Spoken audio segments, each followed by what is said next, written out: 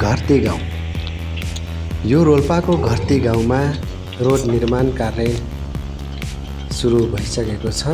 मदन भण्डारी राजमार्ग खोलेको छ। यो रोड अति नै ठुलो हुनेवाला छ।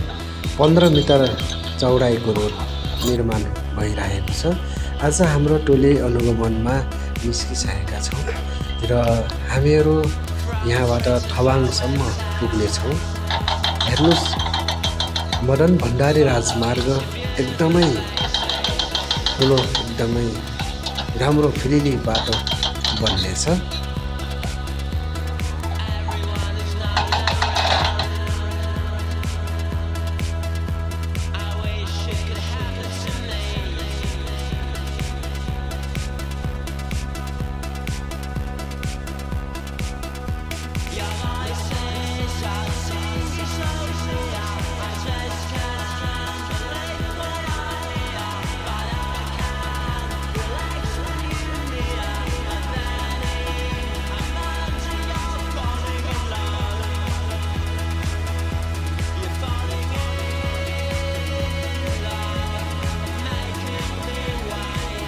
यो पहर एकदमै डरलाग्दो छ।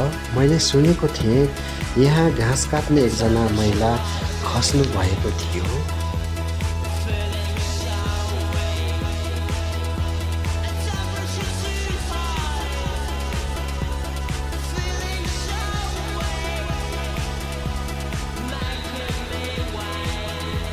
माथिबाट खस्नु भएको महिला कतै पनि नछोएर सिधै तल रोडमा आइपुग्नु भएको थियो र हड्डी सबै चुर चुर भइसकेको थियो भन्ने कुरा सुनिन्छ।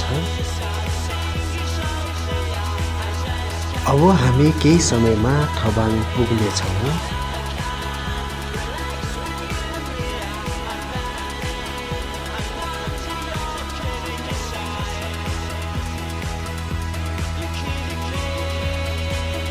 फाइनली गाइज, हामी थवाङ पनि पुगिसक्यौँ।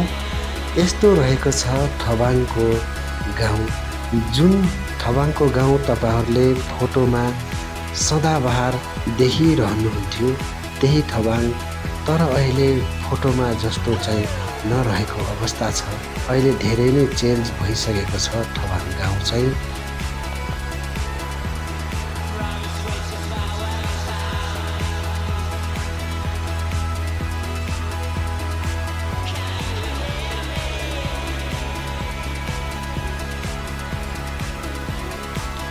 यो चाहिँ थवाङ गाउँपालिकाको भवन रहेको छ यहाँ, र हेर्न सक्नुहुन्छ थवाङ कस्तो थियो र अहिले कस्तो भइसकेको छ। थवाङ एकदमै चेन्ज भएको छ। पहिलेको फोटोमा जस्तो थवाङ अहिले नरहेको अवस्था। अहिले थवाङ धेरै नै चेन्ज देखिन्छ। यो थवाङको ठुलो गाउँ भनिन्छ यसलाई। जुन सधैँ तपाईँहरूले फोटोमा देख्ने गर्नुहुन्थ्यो त्यही थवाङको ठुलो गाउँ हो यो। म अहिले थवाङको ठुलो गाउँमै बसेर यो भिडियो सुट गर्दै एकदमै रमाइलो फिल गर्दैछु।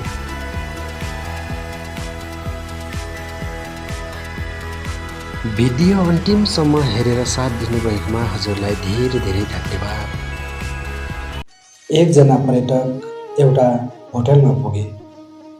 पर्यटकले 2500 रुपियाँ होटलको काउन्टरमा राख्दै भने, यो पैसा राख्दै गर्नुहोस्, म पहिले कोठा हेरेर आउँछु। पैसा पाउन साथ होटल मालिक दौडेर घिउवालाको पसलमा पुगे र उसलाई तिर्नुपर्ने 2500 रुपियाँ तिरेर घिउको हिसाब चुक्ता गरियो। र दुधवाला दौडेर दुधवाला कहाँ पुग्यो र दुधवालालाई तिर्नुपर्ने 2500 रुपियाँ तिरेर दुधको हिसाब चुक्ता गरियो। दुधवाला दौडेर गाईवाला कहाँ पुग्यो र उसलाई तिर्नुपर्ने 2500 रुपियाँ तिरेर दुधको हिसाब चुक्ता गरियो। गाईवाला दौडेर दानावाला कहाँ गयो र तिर्नुपर्ने रकम खातामा 2500 रुपियाँ घटाएर आयो। अन्त्यमा दानावाला सोही होटलमा पुग्यो जहाँ उसले होटलका मालिकसँग गाह्रो साह्रो पर्दा सापट्टि लिने गर्थ्यो। उसले 2500 रुपियाँ तिरेर होटलको हिसाब चुक्ता गरिदियो। त्यसै बेला पर्यटक कोठा हेरेर फर्केर आए र भने, मलाई कोठा मन परेन। यति भन्दै पहिले जम्मा गरेको 2500 रुपियाँ फिर्ता लगेर गए। हेर्नुहोस् त, यत्रो डोर धुपमा न कसैले केही पाए न कसैले केही दिए, तर सबैको हिसाब भने चुक्ता भयो। अब यहाँ हेर्नुहोस् त, कहाँ भयो त गडबडी? कहीँ गडबड भएको छैन, तर यहाँ सबैलाई भ्रम यो छ कि रुपैयाँ हाम्रो हो। वास्तवमा सबैले यो बुझ्न जरुरी छ कि हामी सबै खाली हात नै आएका हौँ र खाली हात नै जान्छौँ। कुरा कस्तो लाग्यो? जस्तो लाग्यो त्यस्तै प्रक्रिया तलको कमेन्ट बक्समा लेख्न भने नभुल्नुहोला। अहिलेलाई भने बिदा चाहन्छु। नमस्ते, जय नेपाल।